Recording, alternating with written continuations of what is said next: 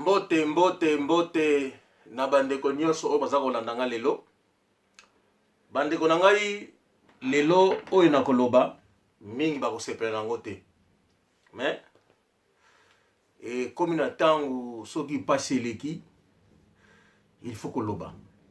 Alors oyo na koloba ezali mingi basé na ba pasi oyo nazoyoka lere moko. Tozomona me tozolobela yango te. Bandeko na komélanger mo makambo muke. Mais suka nango ezali bo comprendre message nango ezali nini. Bandeko na Angola tozali na président oyo babengi João Gonçalves Lourenço. Aza mwana ya mboka.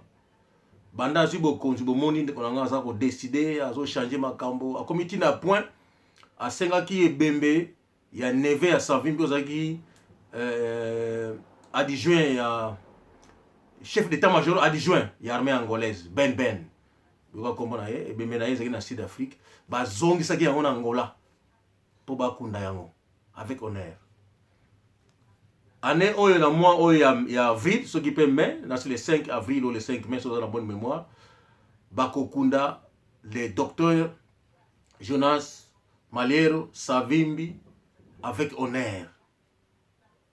Donc il va reconnaître que non peuple angolais va kundaye na pour les partis politiques na va kundaye avec honneur na Angola. Donc moi na mboka aza na pouvoir aza ko décider et tout le monde le sent que non le président a décidé et ça sala mandenge wana ba o ba sala kité to comprendre que on mais ko comme moi na mboka azo décider donc peuple on sait que oui le président décide ko lobaté parce que ils ont mongongo ya président na le boka président beta ki na mesa on a lobeli sur l'Angola. Bande ko mikolo oyo na landi na télévision Angola basali ba interview na un vieux à nous qui s'appelle Vienza Opuna azaki na chef d'état-major azaki ministre de défense ya UNITA na moni basali interview na le vieux Jean-Marie Mulatu azaki pe ya UNITA basali ba interview ba cadre mingi na ba cadre ya MPLA basali bango ba interview bato ba bunda. Mais chose intéressante, le vieux Nzaopuna lui dit que bato nyoso tout oyo babunda pour l'indépendance ya Angola balekaki na Congo. Ndeko mbala mingi na lobaka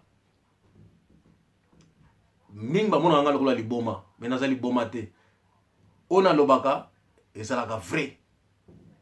Après ba recherche moko minene landi na salaka et na raconter yango na bato. Et ça ba histoire vraie. Bandeko bango ni surtout ba kutanaki na Kisasa Matadi ba ke Kisasa pour basala lutte armée contre les Portugais. Et le vieux a été plus loin a expliqué ndenge Grai PDA ou pas et finalement iko salema. Vieux à lobby na 61 tant docteur Jonas Maliero Savimbi a outi na Suisse assiste ba classe étudiant na Suisse a yé ko rejoindre bango na Kisasa mbala moko batie secrétaire général ya parti politique wana ozaki ko bunda contre portugais na 61 a utaki Suisse en tant qu'étudiant assiste ba classe tango wana pe docteur Neto a uti a Portugal assiste ba classe kaka na 61 62 wana ba angolais oyo bazalaki na Congo à cette époque pardon na bosana te na kana 61 wana il y avait aussi le papa Emmanuel Kunzika a utaki déjà États-Unis docteur. Donc on a beaucoup dans internet bolanda interview il y a le vieux Nzaopuna parce que mingba monaka te muto azali boma je ne suis pas fou tango wana na Congo docteur azalaki te universitaire azalaki te. Bolandanga malamu. Tangu wana ba papa dia lungana kisolokele badiangenda. Tangu wana gouvernement belge atindi bango kutu bazali kotanga na banasina ba petit séminaire à cette époque. Bauti tangu bakangi papa Kimbangu batindi ba papa kisolokele papa dia lungana badiangenda batindi bango na colonie scolaire na Boma bakende kotanga kuna.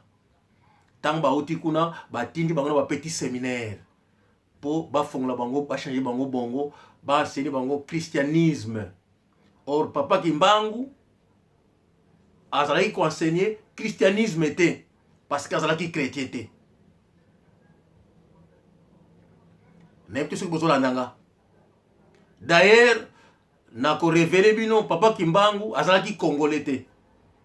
Papa Kimbangu autaki na mbanza Congo.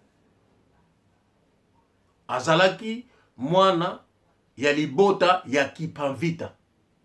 Papa Kimbangu. Na kopesa bino détail mokolo mosusu. Tangu bakangi papa Kimbangu, papa Kisoloke, sous bonne mémoire, il n'avait que 10 ans. Donc mingi oye salamaki bayebaki na bango yango te.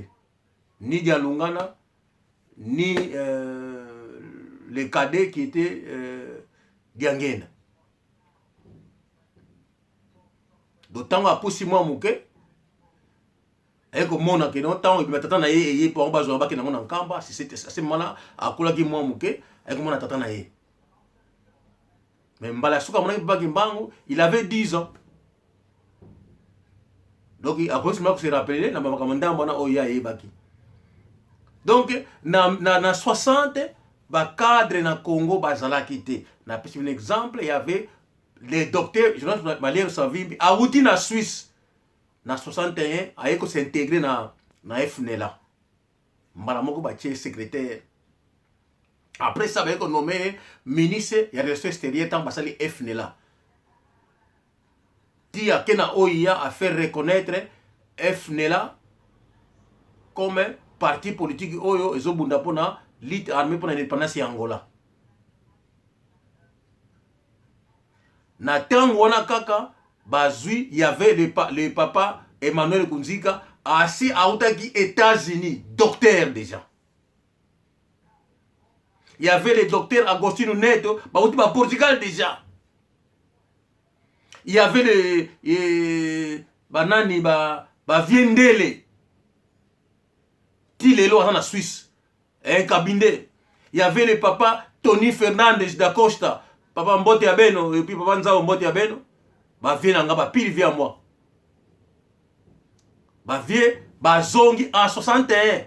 Le vieux Tony da Costa a zongi à que Suisse. Comme ça, classe.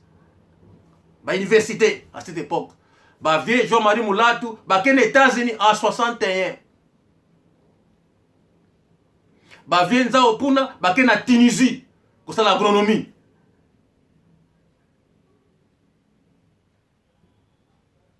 Donc, Nazomeka, Kolimbole Labino seulement à cette époque, Congo, Azalaki na universitaire te.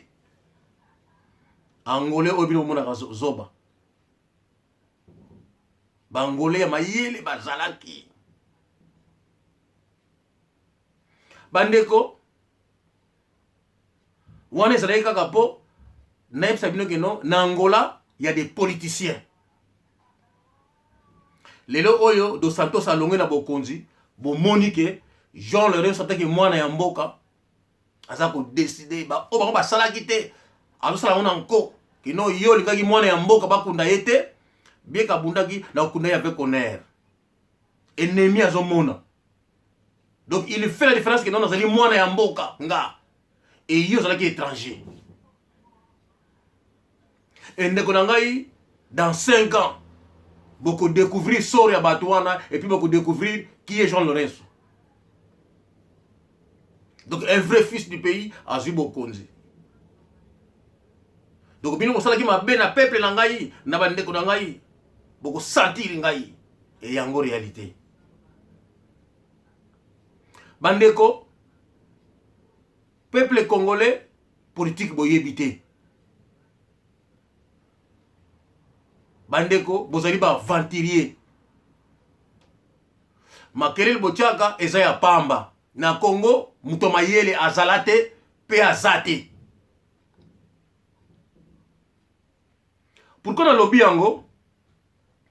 Lelo oyo nazomona peuple oyo akufi na Congo. Nazomona pasi ya peuple congolais. Nazomona congolais lelo azambango akene na Angola. Mais Angola eza ya Congo. Te Angola eza ya biso, eza ya Angola, eza ya peuple angolais. Peuple angolais a droit andima bato mususu na Congo te, na Angola te. Andima ba étranger na Angola te. Lokola congolais, l'étranger na Angola. Nous ne sommes pas obligés d'accepter les Congolais chez nous au pays. Non. Bakona nini? Bakona ki moyibi? Bakona nini? Baya ko apprendre sur politique. Te. Na mboka na bango kutu. Basoko na bango te. Baya ko apprendre sur nini? Na Angola. Angola tanga kendeki na Congo. Ake na commerce, ake na makombe belé. A aider même na économie ya Congo. Mais est-ce que les Congolais ont aidé l'économie Angola? Non. Ndeko lelo oyo nazomona Rwandais akomi na ye ndeko ya Congolais. Rwandais aza kosala na ye mabe na Congo ndenge ye alingi. Lelo Congolais azali na ye ko s'associer na Rwandais. Pour que la destruction ya peuple congolais. Pour la destruction ya mboka wana. Vraiment. Donc liwa oyo esalami na Congo, mabe oyo esalami na Congo oyo Rwandais asali. Vous me dites que vous oubliez ça et les kaboye. Bozulo bananga ke note tok adinga na kena na Angola. Nangola boya soute. Nangola to mona kabino te. Botika na Congo na mboka na bino. Boza la sous domination ya Rwandais parce que Rwandais aza intelligent pour les kabino. Et les longs na comprendre que vraiment les Rwandais sont intelligents. Et au Congo il n'y a pas de cadres, il n'y a pas de gens intelligents. Boza ba zoba. Kabila na bangi ni no tango ye akomi na azibo kondi na 19 akutaki na ye 15 personnes ma yele te. Il avait raison. Na pesi bango raison lelo. Soki na moni ke baluba ndeko na ngai ona lobi soko moni ke sali opasi o moni nganzela betanga likofi na ko zongisa.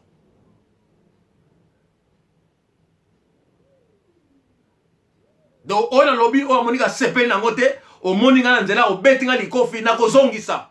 Et puis, on s'est dit que ça vraiment cassé à solo. Et comme ça la passe, et je vois aujourd'hui, et mon louba, attends, il y a Sengo, il y a les Cambo, oh, c'est ça, Congo. Mais comment, Kaka Kabila, Kaka Kamere, Basala Bango manipuler le peuple congolais, Basala Bango Sala, oh, Balingi ko Sala. Et vous courez derrière Kabila, derrière Kamere. Mais c'est quoi au juste de Congo? Mais Nini, Congo, Nini? Congolais, ils allaient nini. Ils ont salé ma carte, mais c'est quoi? Mais non.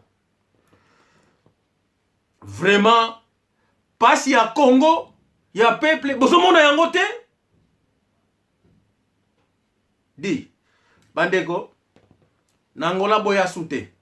Restez au Congo, bon, la sous-colonisation des Rwandais. Vraiment, les Landini, Kisa, Kagame, vraiment azali mayele. Kabila le petit, Kanambe, il est intelligent.